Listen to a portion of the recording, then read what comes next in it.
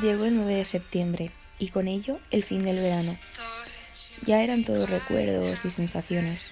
Y ahora toca volver a la rutina y ver a todas aquellas personas que tanto habíamos echado de menos durante el verano. Filosofía era una nueva asignatura de la cual nunca habíamos oído hablar antes. Por lo tanto, no sabíamos qué pensar de ella. Prejuicios, expectativas, cambios, impresiones. Pero lo que nunca nos hubiéramos imaginado antes es que fuéramos a tener dos profesores que se complementaran tan bien como Chema y Don Mario.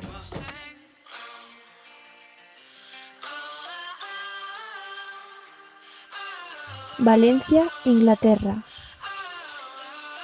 Gracias por hacer vuestras clases más lúdicas con juegos. Gràcies per posar-li tanta passió al vostre treball. Thanks for teaching us how to defend our ideas. Merci de nous aider à grandir en tant que personne. Danke, denn deine Klassen sind die besten. Obrigada por facer as aulas máis agradáveis. Pero sobre todo, gracias por enseñarnos a pensar por nosotros mismos. Pasaron días, semanas, incluso meses. Pero chicos, ¿os acordáis de aquel primer día? Nosotros ya soñábamos con esto.